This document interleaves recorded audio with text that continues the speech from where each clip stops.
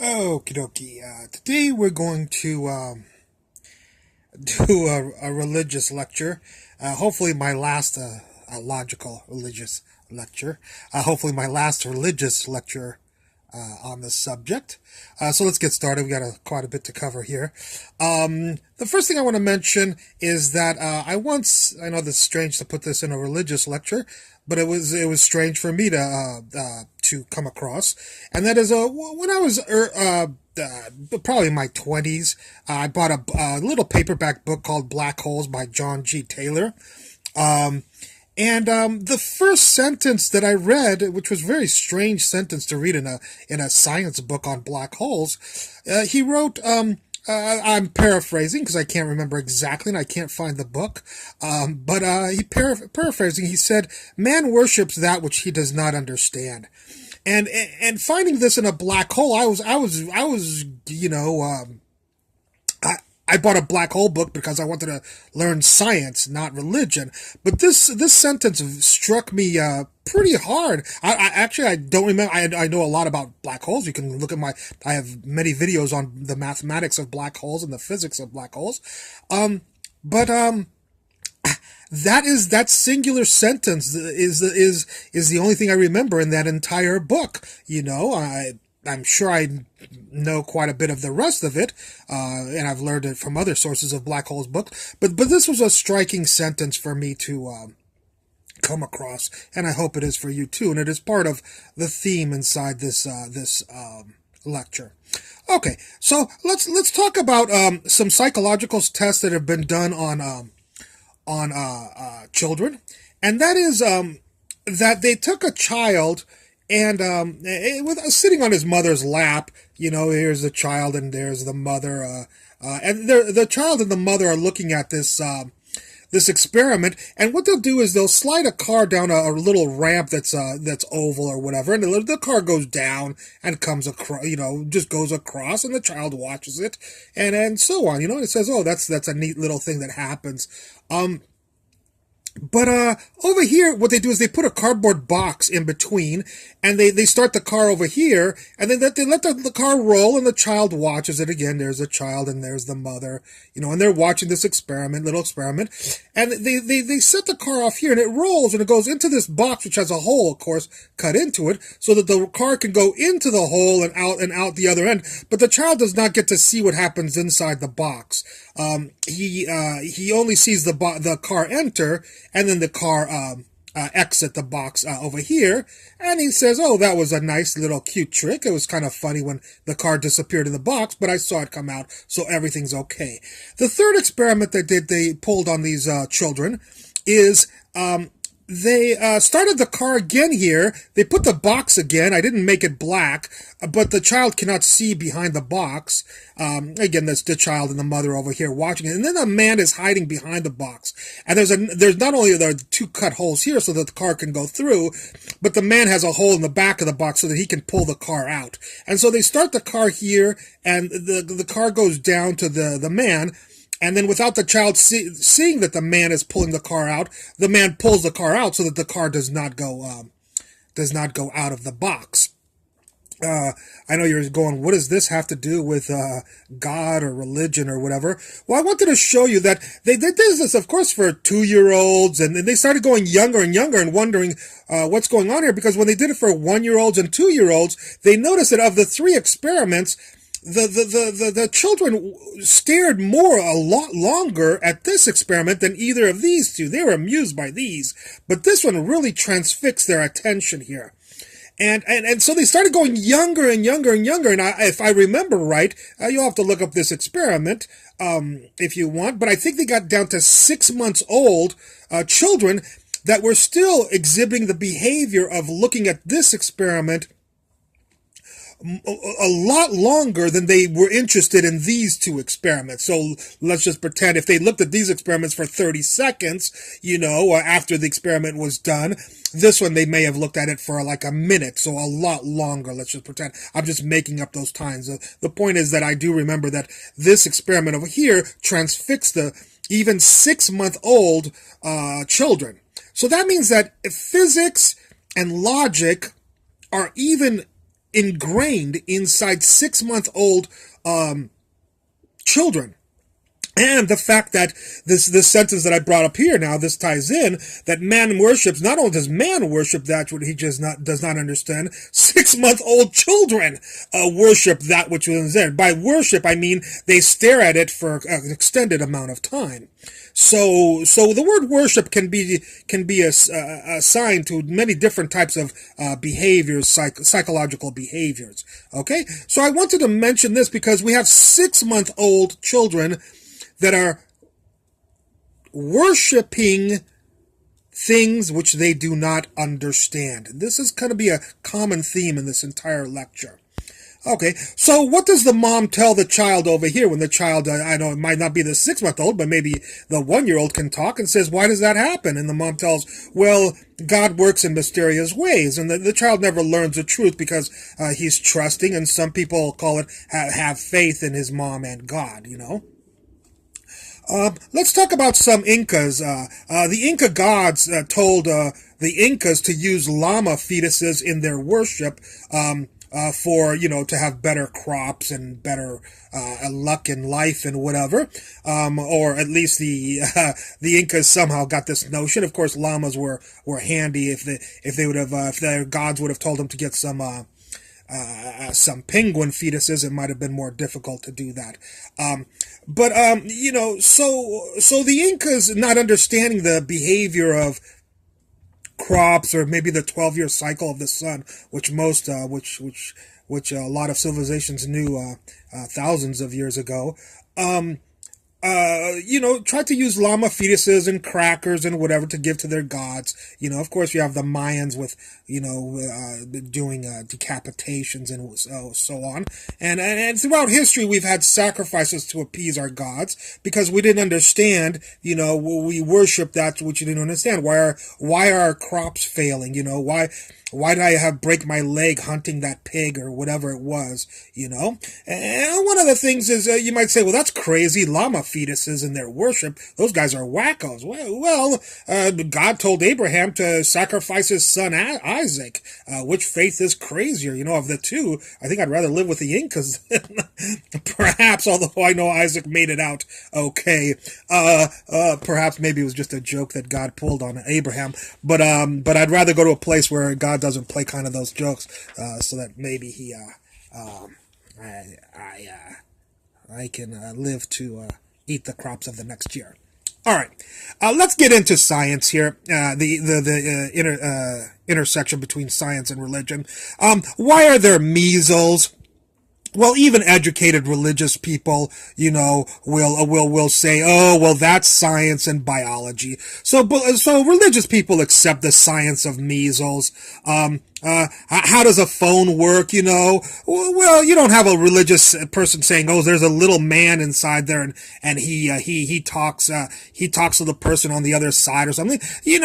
Educated religious people know that the science of electronics would make a phone work. Even though if you took the phone or the cure to measles, to Africa, you would be thought of as a god, I remember a really old Star Trek where, with Captain Kirk, and he saves a little boy who's drowned by doing basically CPR on him, and the native people of the planet think that he's a god, because he's resurrected, a child, from death, and so, if you bring scientific, analysis to backwards people, of course, they're going to think you're a god, but even educated religious people nowadays they understand that why does an earthquake kill? They don't say, educated religious people don't say, well, God is angry at those people. Well, he killed 1,000 people or something. I mean, was every single one of them a devil worshiper? I don't think so.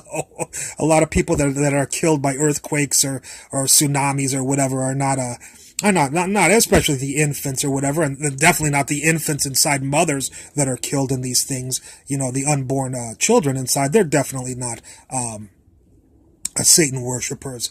But even educated religious people understand the science of geology, of earthquakes. That they say earthquakes are science and the way phones work are science. and measles, the cure to measles is science. Why are there wars? Well, people understand how wars work. In the ancient times, though, people said, this calamity and war was brought upon us because God was angry with us, or God even told us to do this war, There's lots of gods who've told people to go out and kill other people. But educated religious people, they understand the science of sociology and survivalistic sociology and economics that bring about the advent of wars. So I just wanted to mention that it's not scientists that believe in these things. Educated religious people nowadays, they believe in these things. If Aboriginal tribes in the Amazon and Africa and other places that have not been educated in science, in these sciences, they might not understand. They might still ascribe these behaviors of humans to their gods. Okay, so I'll read this off. Invariably, well-educated religious people will concede the sciences behind all of these subjects as well as all others within the realm of their reality. So there's many other things that educated religious people say, okay, that's science, you're right, including even stars and gigantic things, stars and planets and galaxies. No religious person says, oh, God created a galaxy or whatever, or a star. They all, educated religious person. I'm sure there's a lot of religious people that believe that a planet just comes about, just whatever, and gigantic structures in the universe, But even the most educated a religious person will still utilize the creation of the universe as their proof for a God, that a God must exist to create it. For what could create everything but something that is unknowable to scientists? Good scientists are never that pessimistic. They have historical faith, or the faith of the history of science, that science eventually does overcome all mysticism behind this. That even though they might not be able to discover, we may never discover the scientific manner in which the universe was created. Since unknowable magic is absent, according even to current religious people, even religious people, say that there's, it's measles and phones working and earthquakes are not magic anymore.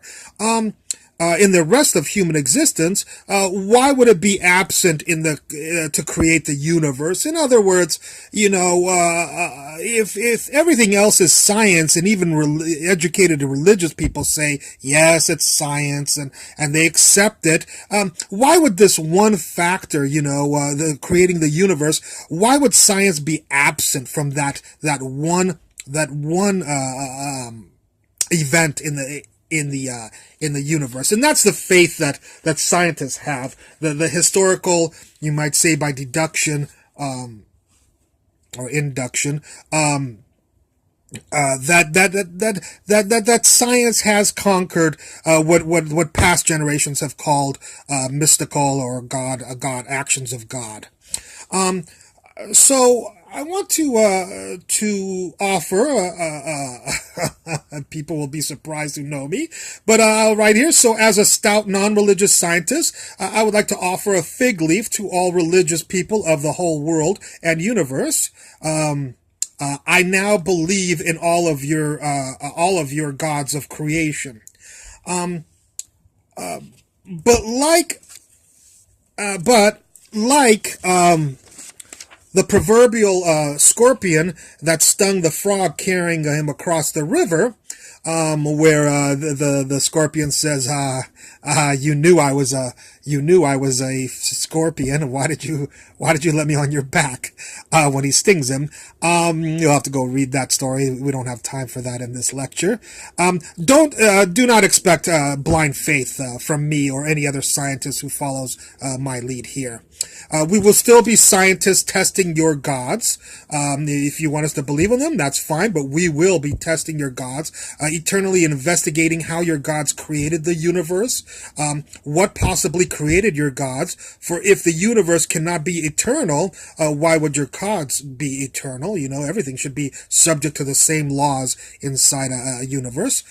We will never accept the non-investigatory instincts of religious people. People who just say, well, God did it. And you say, how did God do it? They go, I don't know, and I don't really care. Just God did it. God works in mysterious ways. Well, I would call those people non-experts in God then, because just like I would if you're a refrigerator repairman, and I say, how does a refrigerator work? And he goes, I don't know. It just works. You just plug it in and it works. And I go, but you're here to fix it. Obviously, if you don't know how the refrigerator works, you're not an expert in a refrigerator. You might be a fantastic neurosurgeon, but you don't know how a refrigerator works.